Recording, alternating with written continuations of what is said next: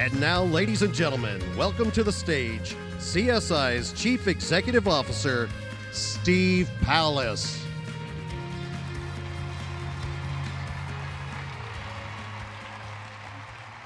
Good morning, everyone, and welcome to CSI Customer Conference 2015, where we're coming to you live from Nashville, Tennessee. I've always wanted to do that on stage. So, since we're in Music City, USA, it was only appropriate to begin the morning with a little live music. So can we hear it again for our fiddlers and guitarists? Weren't they great?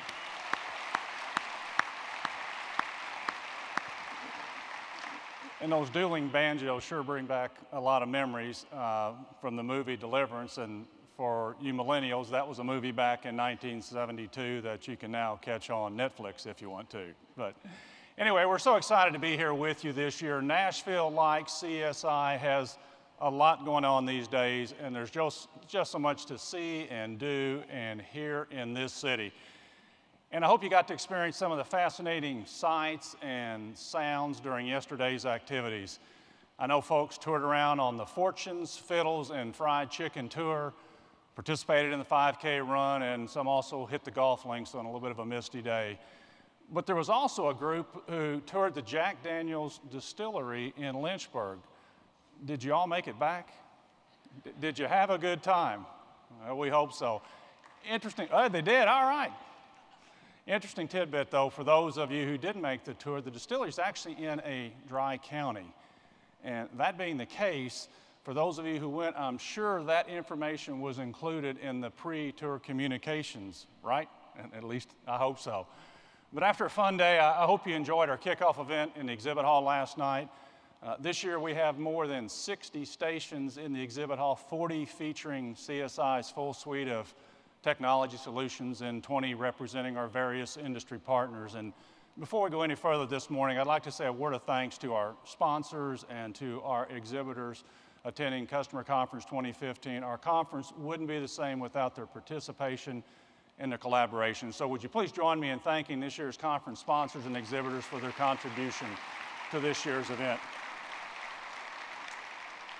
And one programming note that's important, that's unique this year, is the exhibit hall is open several hours today and today only. So don't miss out on your chance to experience firsthand the technology and the services available to you through your relationship with CSI. You know, one of the most exciting things about this event, especially for me, is that it affords us the opportunity to network with colleagues, to learn from one another, to develop stronger relationships that make us better. And that one word, relationship, is what leads me to something that we at CSI are very excited and want to share with you this morning. The relationship we've created with you, our customers, and with our partners, and with the industry have allowed our company to reach a very exciting milestone. On March 19th of this year, CSI celebrated our 50th anniversary. And this is a hallmark not many companies, especially upstart technology companies that were founded in 1965, achieve. And we couldn't be more proud. And in honor of the occasion, we've put together a video highlighting the past 5 decades in CSI's history, and we'd like to share that with you now.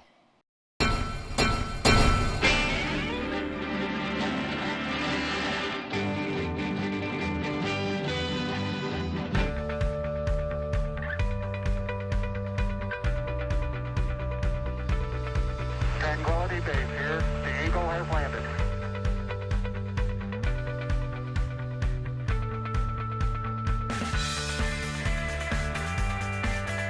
I shall resign the presidency effective at noon tomorrow.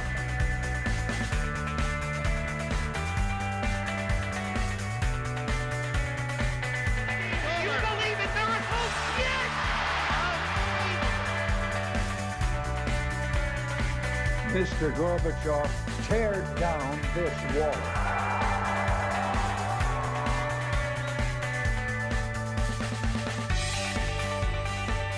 We, the jury, find the defendant Orenthal James Simpson not guilty of the crime of murder. Today, our very freedom came under attack. Because you at home decide the next American Idol.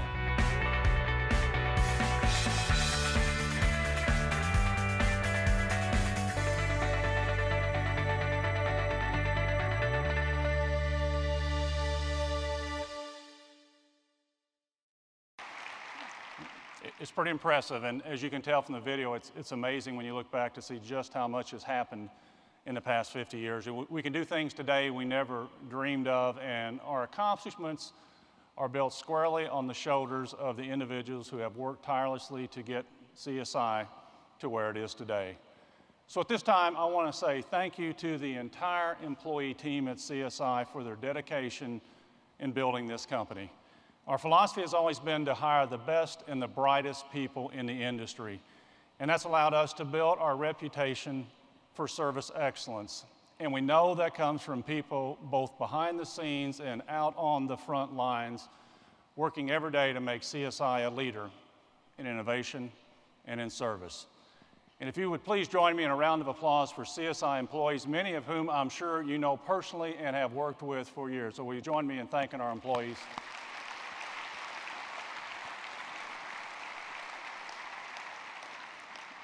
Thank you. You know, people are vital in a company's ability to reach its golden anniversary, but it really boils down to vision. Is a company founded on ideals that are authentic, innovative, professional, relevant, responsive, and solid. We believe these 6 words define our company, and they were instilled in CSI by our founder and chairman of the board, John A. Williams. And many of you know John, and what an extraordinary leader he is. His vision for CSI grew out of a college term paper written back in the 1960s, and CSI has grown into a $221 million company today. Now, not sure about you, but none of my college papers ever got those kind of results, ever. But all kidding aside, John's vision for what a technology company should be and the service it should provide is truly unprecedented in our industry. He worked tirelessly, along with his wife Vivian, to make sure CSI was that rare blend of a true technology innovation and unmatched customer service. John and Vivian made their dream a reality and created this company that has brought us all here today. John, your vision has created a company that we all stand firmly behind and believe firmly in, because CSI at its core is about people always doing the right thing. And for that, your philosophy, CSI has 50 years in the record books and many more to come. And Vivian, your support and insight are to be commended as well. John often credits you for being involved in key hiring decisions, mine included, for your ability to read people and offer insight on big decisions. You are a tremendous part of CSI's history, and your many contributions will continue to shape our future. And I'm going to ask John and Vivian to stand at this time so we can present them with a small token of our appreciation.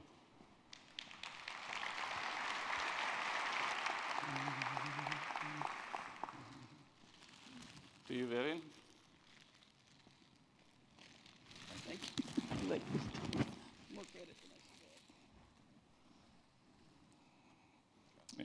And to John, we have a Waterford piece that is inscribed on it that says, "In recognition of your unwavering vision, dedication, and leadership to CSI." Thank you, John.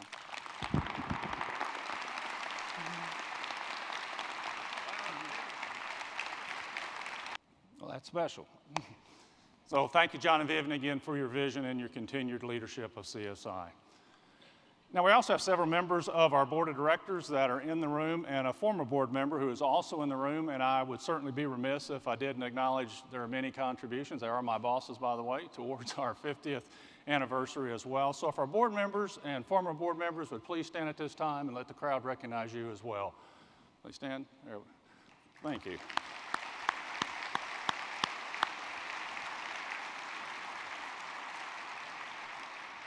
You know, we've spent the last few minutes celebrating our history, and we definitely appreciate the role that each of you also plays in that. But the reason we're all here in Nashville is our focus on the future.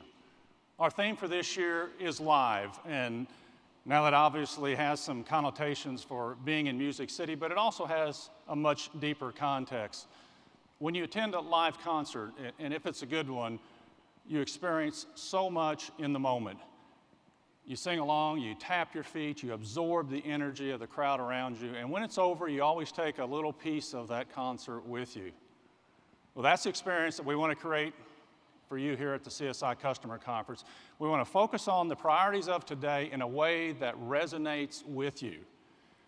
And most importantly, give you ideas that can help you shape your organizational strategy for the next 5, 10, and even 50 years.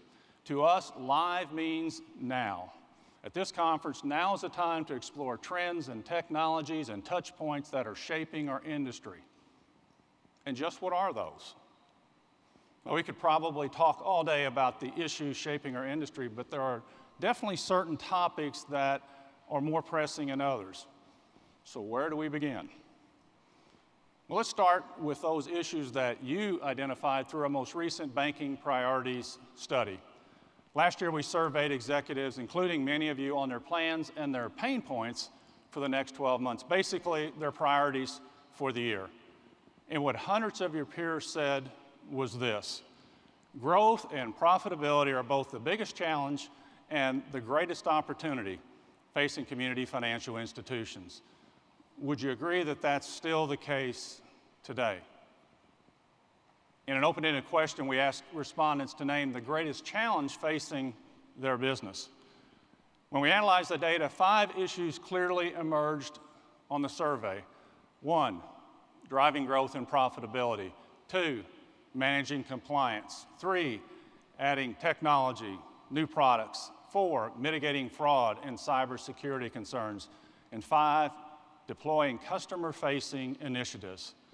And of the 5, more than a third of the respondents agreed that driving growth was their biggest challenge.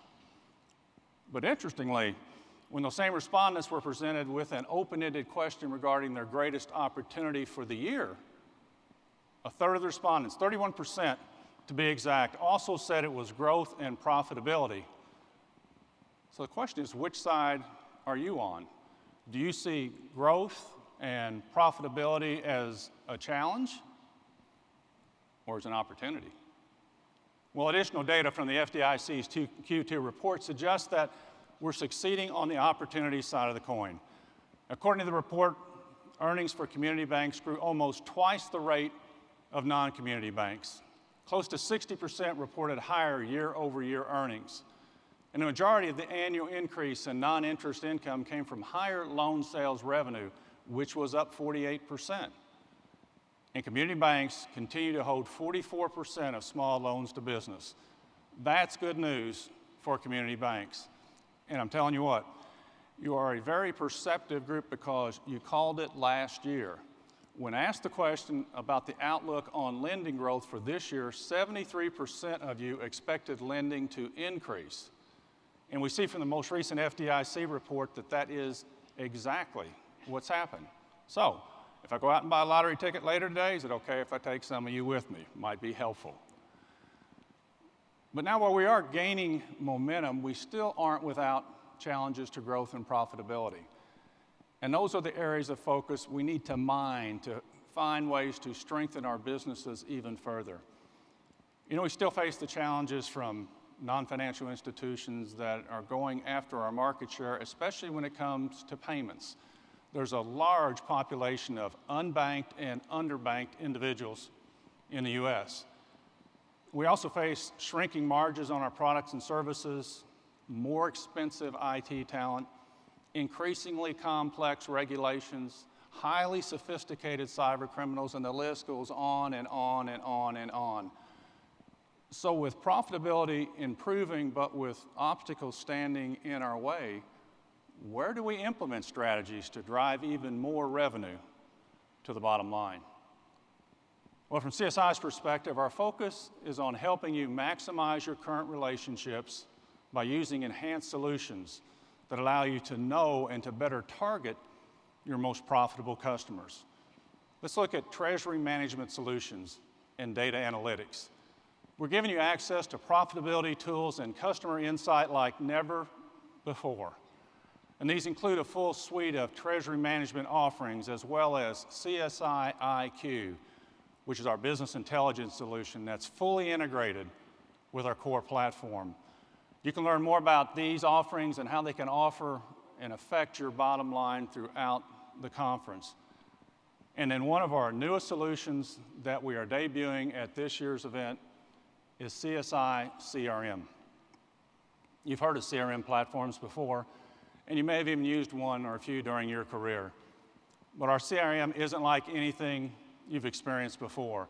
And while other platforms were standalone solutions that sort of interfaced with other systems, CSI's CRM is fully integrated to the core.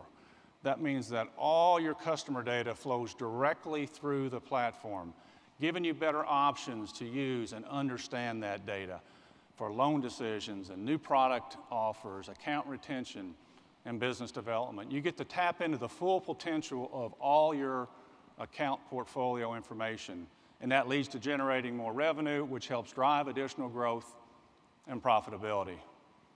But beyond profitability, what other areas are affecting our industry? As you can imagine, bankers shared far more insight into the industry landscape than just ideas on their greatest opportunities. Our study ended with a pretty simple question. What's the number one issue defining banking? So if you had to answer that question right now, what would you say?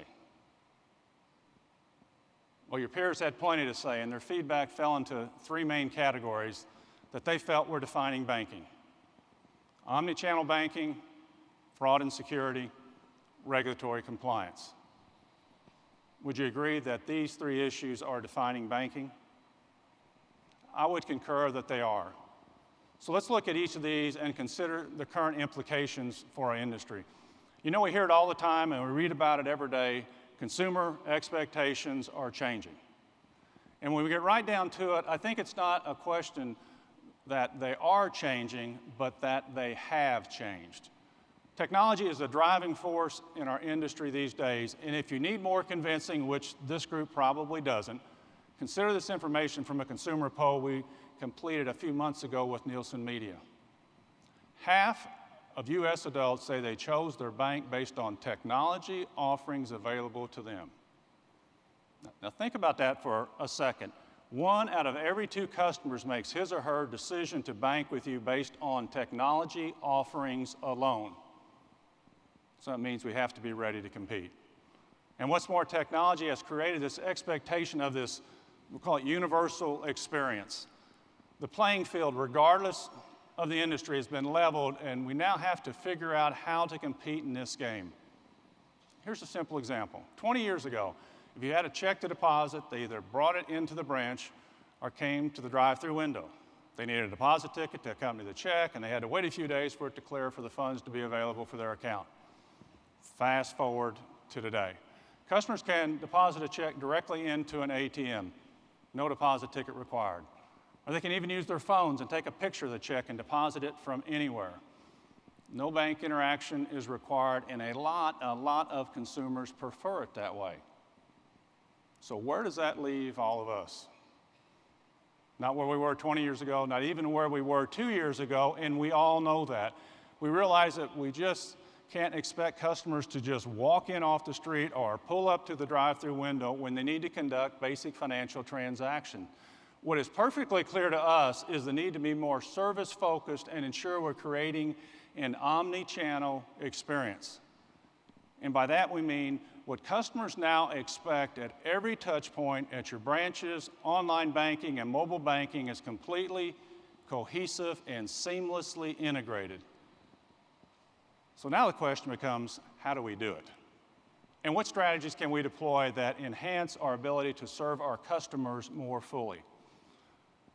Well, we achieve a more customer-focused approach in 2 ways: in-person encounters and on-device experiences. And so let's take each of those separately. When we think about our face-to-face interactions, we think about our branches, right? Even if people aren't just wandering in off the street for loans, branches still have an important role to play in our ability to serve customers. We just have to think about it, the in-branch experience, a little differently. Gartner released a study titled, "Branches Remain Vital, so Design Them for Digital Success." And in that study, they gave the following advice: measure branch concentration to revenues and customer satisfaction. Deploy technology solutions that makes branches more accessible. Encourage closer integration between customers and digital technologies like tablets and smartphone.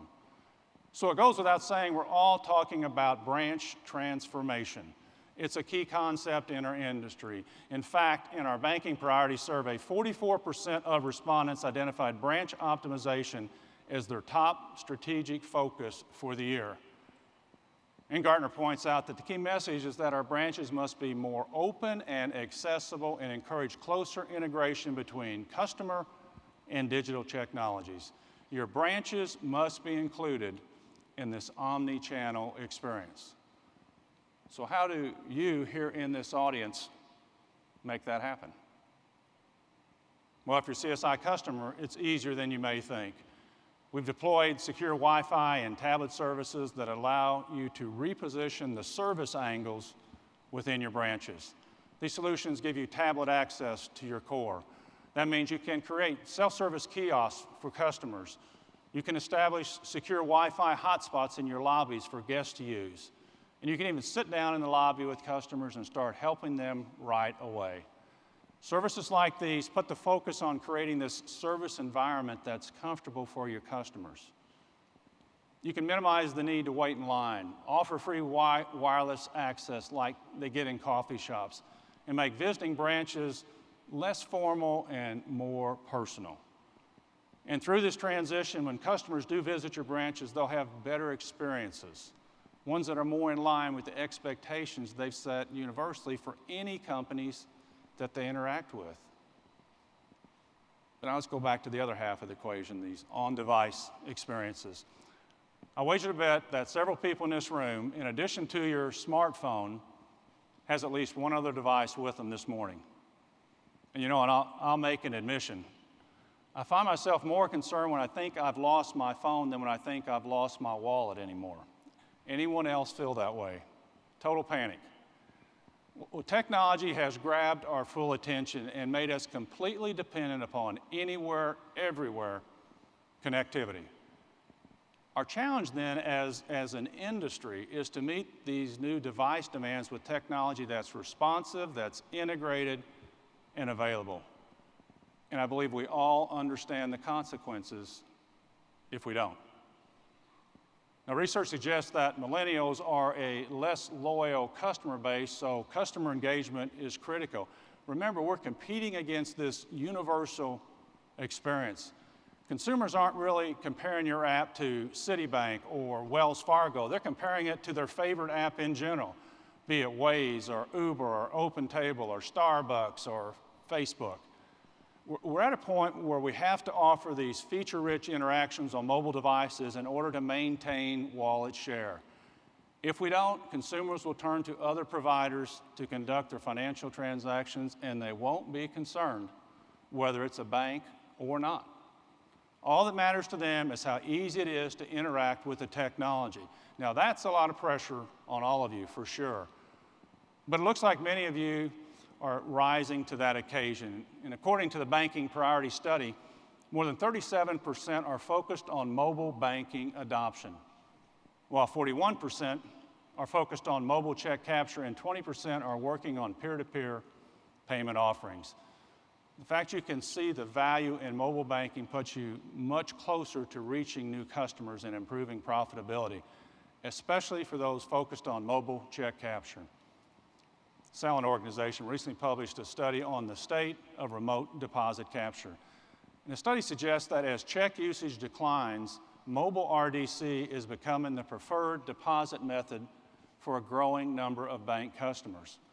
Salon expects RDC to account for a third of retail bank deposits by the end of this year, and listen to this, and 50% of them by the end of 2016. You know, earlier we said we needed to provide a feature-rich experience, and if you're not already down the path with your mobile banking strategy, now you know where to begin. And let's keep in mind that mobile is just but one part of the equation.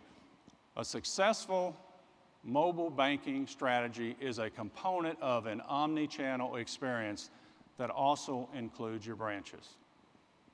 And I get it. I know what you're thinking. This is a big undertaking. And that's exactly why CSI recently launched an expanded digital platform that works more seamlessly between products and channels. And I have to tell you, I'm ecstatic about our expanded digital platform and can't wait for you to see the mobile product that we're rolling out at this conference. Our new mobile solution integrates features from internet banking and again moves toward that omni-channel experience, and it's the first to be launched as part of our digital banking initiative. The new app provides exciting new features like a comprehensive view of all accounts, the ability to add notes and attach receipts to any transactions. You can even nickname the cards you have in your card on-off feature. So while you're here, I encourage you to learn more about the new mobile banking offering. We'll also have several breakout sessions and roundtables geared towards omni-channel strategies. It's time to get to work if we want to meet the challenge successfully. You know, another challenge that we have to be prepared to meet is the rise of security threats that continue to dominate headlines and honestly, too much of our time. Just say the word cybersecurity, and you're likely to hear a collective groan from everybody in this room. And it's not because protecting customer data hasn't always been a priority in our industry. It's just that the proliferation of technology has made fraud a more rampant problem. Strategies that were effective 5 years ago, they just aren't effective anymore. And we've almost come to the point where strategies deployed 5 months ago have to be revisited and revised. We're in a constant game of cat and mouse, and it is a huge business distraction. So much so that our survey respondents identified fraud and security as the top issue defining banking this year. And are you surprised? You know, we often hear the expression, it's not a matter of if, but a matter of when in conversations about internet cyber attacks. That's definitely a scary reality, but even more frightening is the fact that you may not be equipped to handle the situation when it does arise. Consider this. At the 2015 Black Hat USA Conference, which is a global information security event, nearly 3/4 of the security professionals said it's very likely that their organization will be hit with a major data breach in the next 12 months, and they won't have enough time, money, or skilled staff to handle the crisis. The survey polled 460 information security professionals, 61% who carry the title security as a full-time job title. And similarly, in our banking priority study, 3/4 of you said that a data breach was your top security concern. And then remember the Nielsen consumer poll I mentioned earlier? Well, in it, 4 in 5 U.S. adults say that their greatest banking concern is their institution's ability to keep that financial information safe. You know, as they say, folks, the struggle is real. But not to be too discouraging, the news, while a bit overwhelming, might not be quite as bad as we think. According to Javelin Strategy and Research, we're making progress in our fight to secure customer data. According to Javelin's 2015 identity fraud study, 2014 had the following results. Fraudsters stole $16 billion last year, which is an 11% decrease from the year before. They stole that money from 12.7 million U.S. consumers, which was down 3% from 2013. And the report, when you dig into it, attributes the decrease to the combined efforts of industry and consumers and monitoring systems that are catching fraud more quickly. So while the fight against crime may be tiring, hopefully this study reassures us that we are making some progress and moving the needle in the right direction. But still, how do you argue? $16 billion stolen last year, we still have a lot of progress to make, don't we? And there's actually a word of caution in the report for all of us. It says consumers and financial institutions and retailers are all taking aggressive steps but must remain vigilant. Criminals will continue to find new ways to commit fraud, so we must take advantage of available services to protect consumers. Remain vigilant. That's the study's advice, and I think it's something we've already committed ourselves to doing. The challenge is exactly how. What else can we do to chip away at the $16 billion this year? Well, the study offered 2 suggestions, both of which you can learn more about here at this conference and implement, if you choose, in the next few months. The top recommendations from the study were this. First, take advantage of EMV and mobile payments. EMV chip cards and mobile payment solutions can reduce the value of the payment data to the cyber criminals. And that's because they introduce security factors that make misusing the data much more difficult than traditional magstripe. And then secondly, they say secure your mobile devices. Apply software updates as soon as they become available and take advantage of the security capabilities built into Android and iOS devices, such as protecting the device with a passcode or with biometrics. And you should also use mobile device management solutions that give you the ability to encrypt and remotely wipe the contents of the device in the event it is stolen. And these are just 2 of the strategies that we can use as an industry. And if you're among the 73% that's concerned about a data breach, then you have ample opportunities here in Nashville to put mitigation plans in place. We have EMV sessions and experts available for you to learn more and to actually begin the process of implementing EMV at your institution. We also have security experts present who can share best practices for protecting institutions through cybersecurity risk assessment and mobile device management. Our challenge with fraud and security, unfortunately, isn't going away. So we have to look for ways to thwart criminals who inhibit our ability to drive revenue to the bottom line. And after all, we have other distractions to contend with as well. You know, we broached this subject a couple of times already, but regulatory compliance still presents endless complications for each of us, despite our best efforts to get ahead of regulatory mandates. You know, early in this presentation, when we explored bankers' biggest challenge for the year, you might recall that managing compliance was identified as the 2nd greatest challenge for the year. Nearly 30% of the respondents said that it would be the biggest hurdle for them to clear this year. So it stands to reason that it also emerged as one of the 3 issues defining banking. And I think we can all agree compliance is very active, in fact, too active of a role in our daily lives. You know, now while CSI had a milestone anniversary this year, we weren't the only ones. And important, and I'm going to use that term real loosely this morning, piece of legislation celebrated a milestone anniversary as well. Any guesses? On July 20, the Dodd-Frank Act turned 5.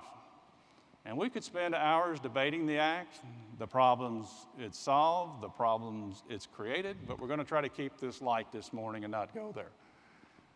But regardless of what's coming out of Washington, be it Dodd-Frank or CFPB or other legislative agendas, we know it's stifling our businesses. Compliance is hampering our ability to achieve our greatest opportunity, driving growth and profitability.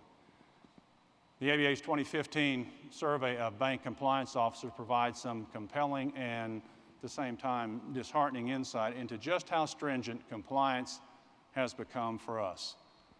In that survey, a combined 46% of respondents said their bank had to cut offerings for loan accounts, deposit accounts, and other services because of regulatory effects.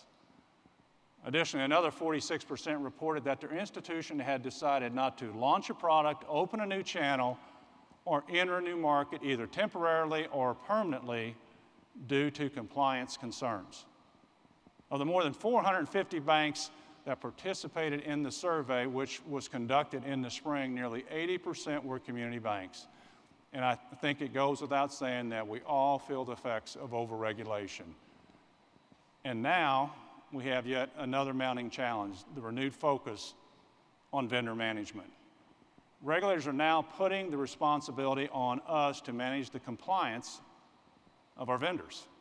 When it comes to the need for further due diligence in vendor management, Kevin Greenfield, who is the director of bank IT for the OCC, said, "A financial institution can outsource an operation or a function, but the risk and responsibility to ensure the activity is performed in a safe and sound manner and in compliance with applicable laws remains with the bank."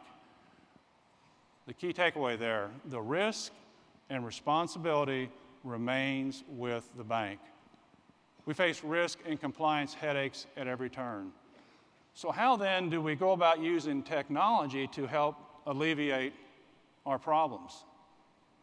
First, we have to control the situation, we have to understand it fully. The industry is experiencing a shift towards enterprise risk management. You're probably aware of it, and I hope you're transitioning your business to an ERM mindset. With the complexity of today's risk and compliance environment, ERM is the best approach we have. In fact, the OCC examination handbook states that generally a risk is effectively managed when it is identified, understood, measured, monitored, and controlled as part of a deliberate risk-reward strategy. Our approach must provide a comprehensive view of total risk.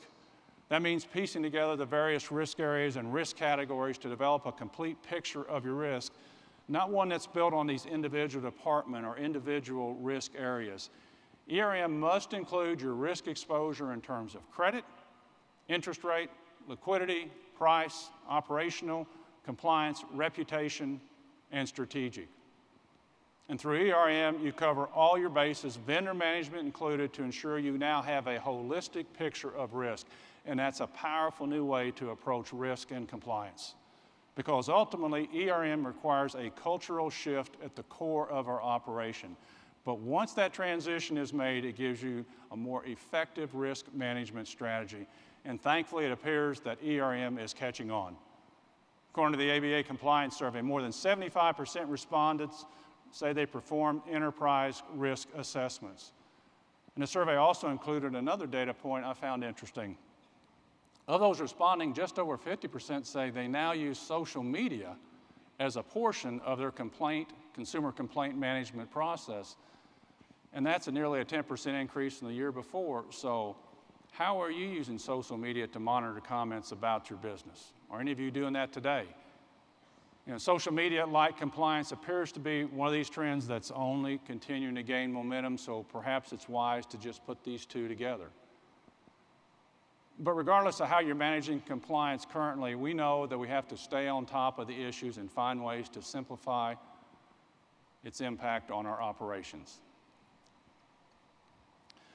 Okay, so we've explored several different areas this morning, examining the issues and the trends that you and your colleagues identified as the most pressing topics for the year.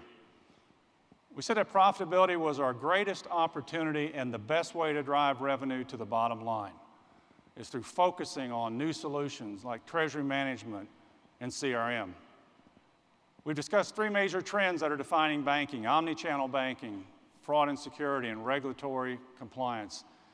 And we have opportunities in each of these to make significant gains. For omni-channel, our focus should be on seamless customer experiences across all channels, branch optimization, and feature-rich mobile apps. For fraud and security, best practices should include EMV implementation and mobile device security. And when it comes to compliance, the trend is toward incorporating ERM strategies and other new approaches like vendor management and social media into these risk management programs. We have to act quickly if we're going to remain competitive, compliant, and profitable. That's why our theme this year is live, and to us, that means now.